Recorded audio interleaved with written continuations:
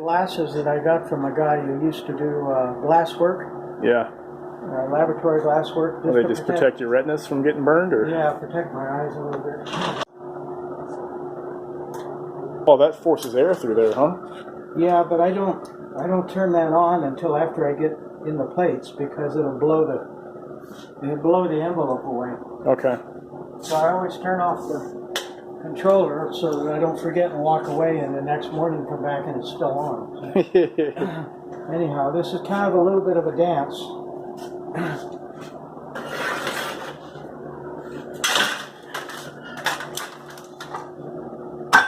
Okay.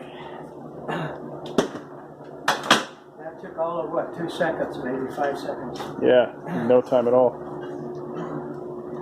And so the plates keep it flat, and they also do a quench, and you'll be able to see here. See, it's already black. Yeah.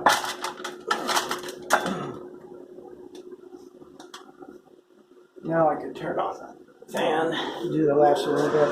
There's enough of a gap in here that you do get some air inside. And then you kind of got that V shape down there, so that kind of channels some air too. Right. So that's what that's off. Yeah, that's what the V shape is what I used when I was just doing air quench without the plates.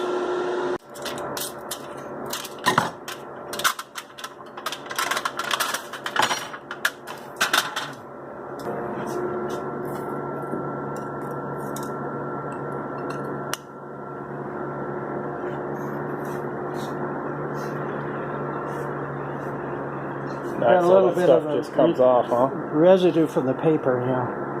I had probably a little more paper in there than I needed, but now we just let it cool, make sure it's not going to warp, and come back over here and fill it.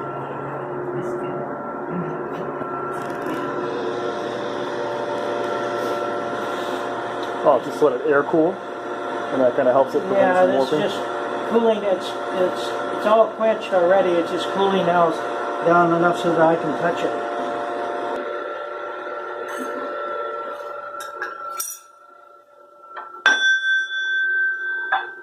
It's straight, but that'll take the last little bit of heat out. Well, we're going to test the hardness before we... Yeah. Okay. I just take this over here. I want to just knock the last bit of junk off.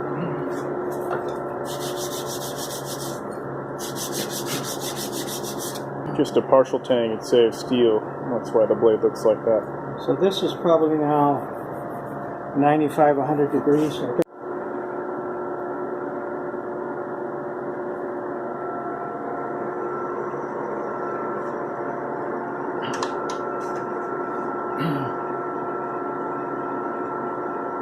It's hard. 70 rock. So Phil, are we hoping for it to be a little bit softer with tempering, or I know this steel likes to get harder? Yeah, I was hoping harder with tempering. I austenized it a little bit lower temperature, but this stuff really pops good. Yeah, huh? I want to cool off a little bit more before I go in the liquid nitrogen. So you don't shock it too much and cause warping or issues like that? No, just so I don't boil so much nitrogen away. Ah. Okay.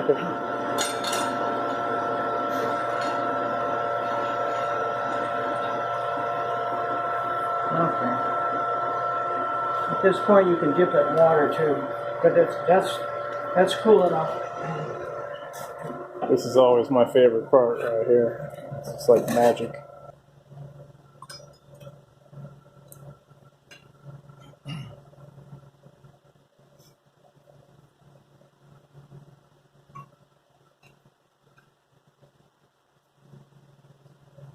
So some people say you don't just like dip it straight in, but I mean you've been doing this for a long time and it works, right? You just put it straight in there. Never cracked a blade in 25 years.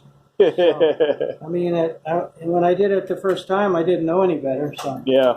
And now some of the steel company data sheets even say to do that. Recommend use the liquid nitrogen before. Put it straight in there, yeah. Temper. No snap temper.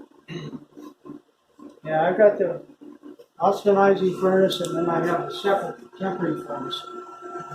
Oh, is that what this guy is right here? Yeah, so we can actually leave it in the liquid nitrogen for an hour and then we can temper it. But I normally leave it overnight. Yeah. Do you think there's benefit for Rex 121 getting it overnight, or? It's just I want to be consistent with what I do normally, you know, with all the other steels. So, see what happens. A nice variable speed. Look at that, so smooth.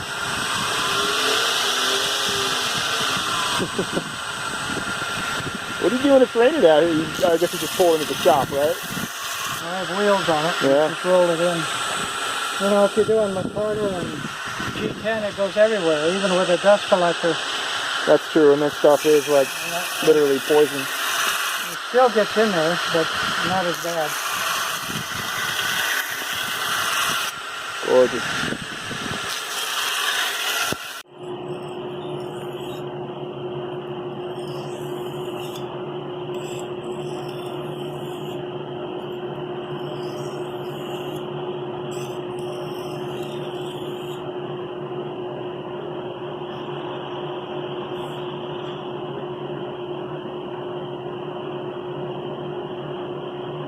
You don't get as much burr with that. Yeah. It really cuts clean.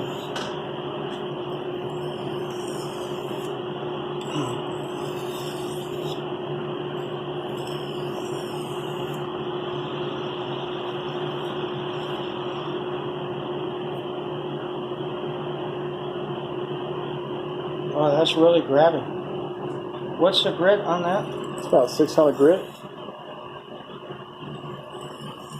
Vitrified bonding, CBN. Yeah, just a little bit of burr on the belly there. I'm just using the weight of the knife just to cut that burr off.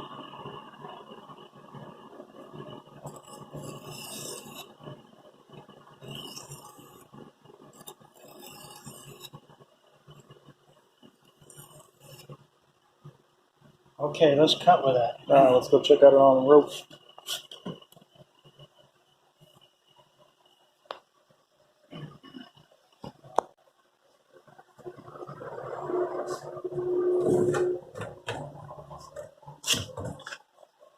And that's $150 worth of rope right there, Phil?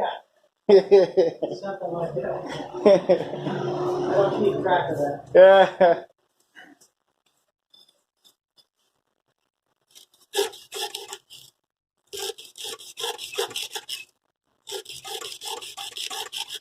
That's really aggressive.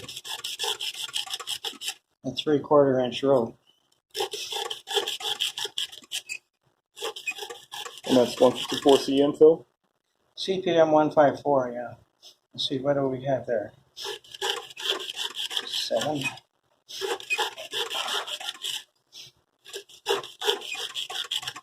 Still cutting good.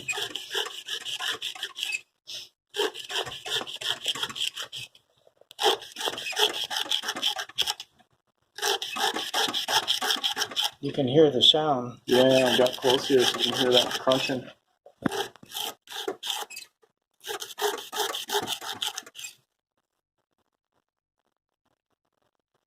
Yeah, still got good bite.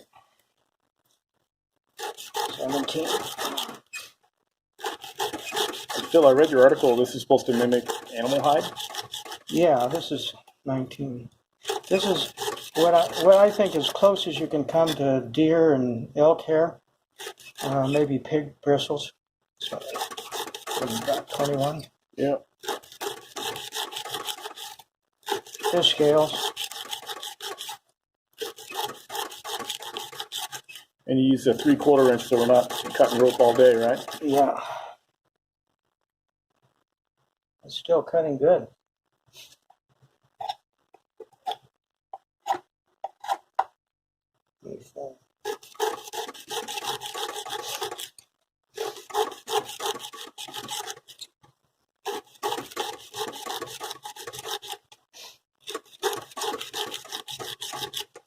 About how thick was that knife behind the edge, Phil? It's about 6 to 8 thousand. So this rope today, because of the really low humidity and hot weather, it's like 95 here, 96, is really abrasive. It's hard. I'm losing track of the cuts now. I think we're past 30 now, huh? Think so.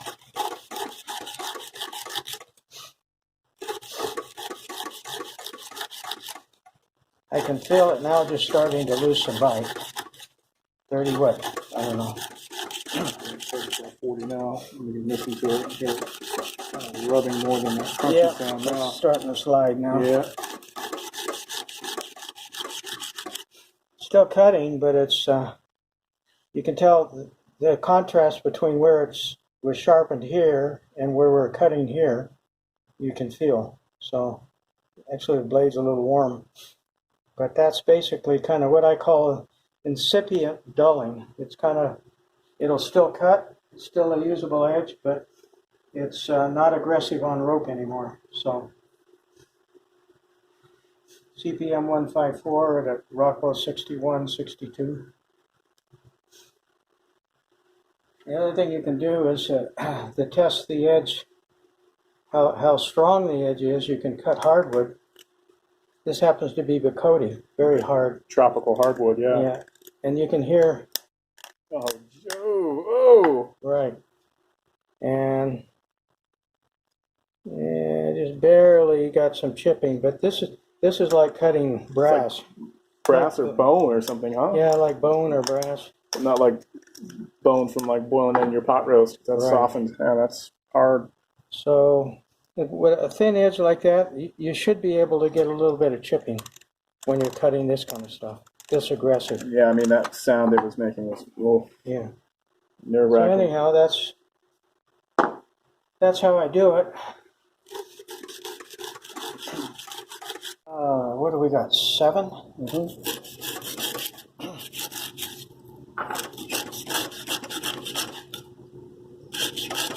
Oh, when that rope flies up like that, that's when you know. It's shearing right off, huh? Oh, yeah. That's 12.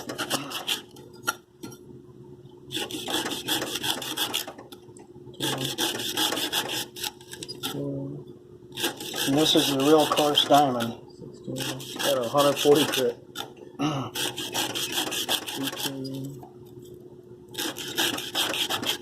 18, 19. You notice I'm only using this part of the belly to concentrate the wear, so we aren't cutting rope forever.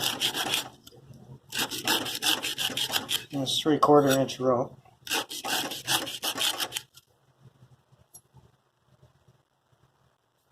What do we got?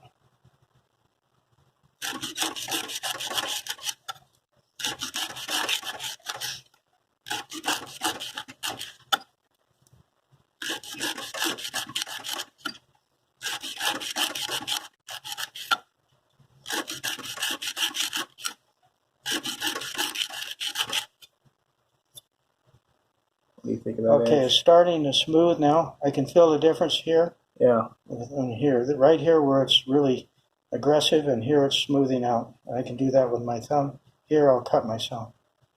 And so what we're doing here is we're cutting 1, 2, 3, 4, 5, 6, 7, actually 8. If I cut faster, I can do it in 7. 1, 2, 3, 4, 5, 6, 7.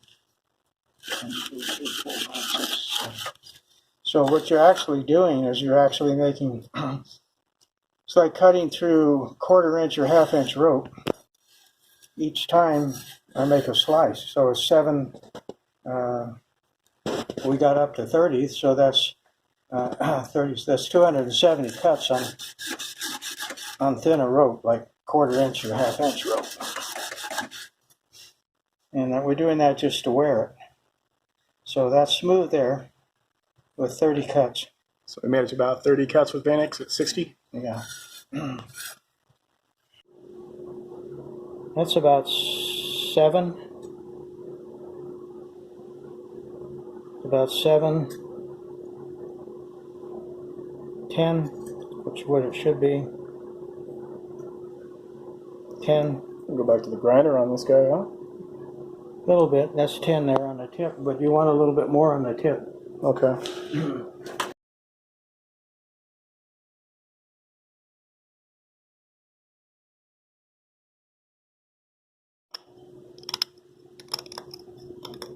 Bacote, really hard. Almost like brass or bone.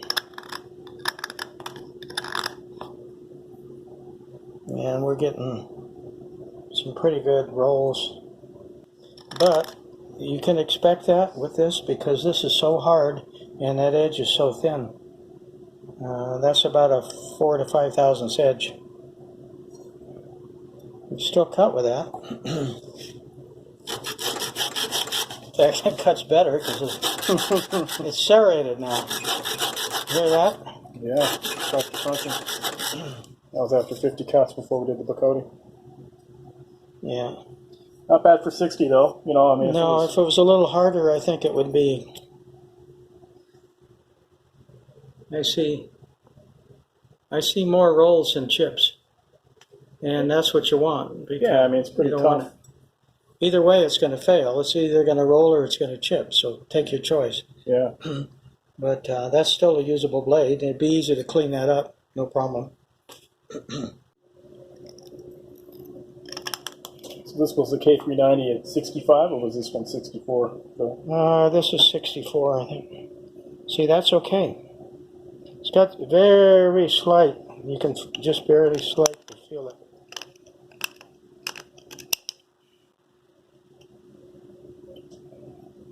It's just harder steel. It's harder steel held up better for something like that. You know, hardness equals strength.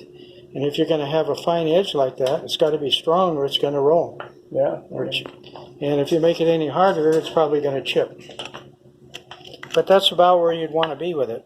You know, that's a good sweet spot right there. I mean, the damage on the and then it's still cutting good.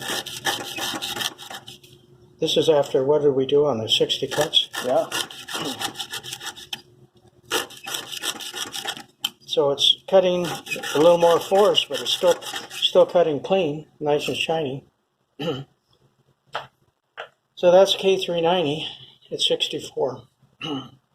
Good all-around steel. The only thing is it will corrode if you don't take care of it. But when you're done skinning the deer, wipe it off, clean it really good, and wipe on some chapstick. Put it in the sheath. Forget about it. 120 cuts, right? With Rex 121? So far 120, and this is Rex 121. It's a test blade. It's Rockwell 69. And this didn't have any Sub-Zero. This was a test blade without Sub-Zero. But we're at 120. She's still cutting. Just never stopped cutting. And, you know, Maximex a lot like this too, but this is really cool. I mean, the Rex 121's got a lot more stuff to it. A lot more alloy in there, huh, Phil? Yeah, it does. It has tungsten and moly. Moly and tungsten both make a nice hard carbide. So it's full of carbides. You know, you add it up, it's probably 20-25% carbide. This is going to be the pine? Yeah, this is pine. I don't have any hard fir right here, but this is just to kind of see if I can make that real thin edge roll. And so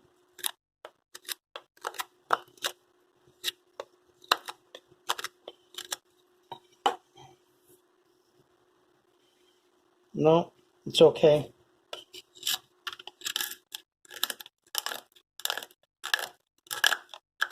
I don't know how much more abuse you want to do, right? Yeah.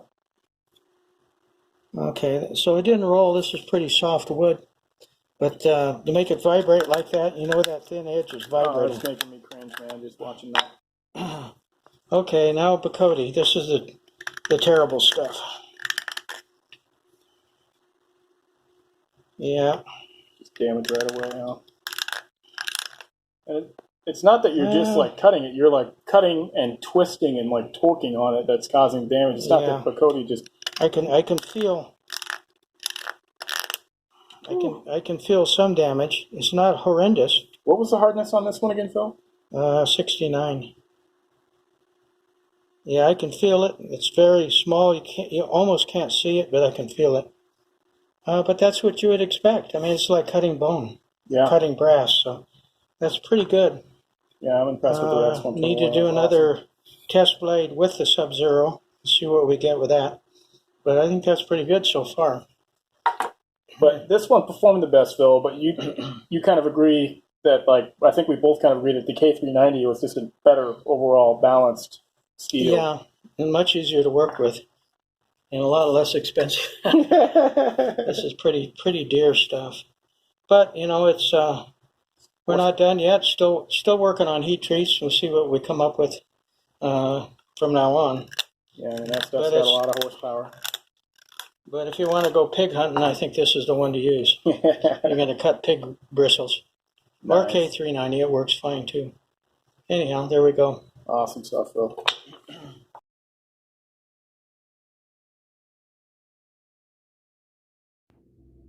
Well, guys, huge thanks to Phil Wilson for letting me come down and check out his shop and learn a lot of really, really cool stuff about knives. I've always idolized Phil Wilson. He's just definitely a legend when it comes to knife performance. This is his website right here. You got to go to www.cmontKnives.com.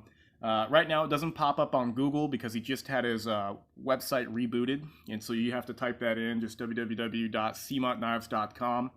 And you come down here, you can see Phil, and there is just a treasure trove of information. If you come over here to the articles section, and you have all these amazing articles that Phil has on steel, heat treating, powder steel performance, things like that.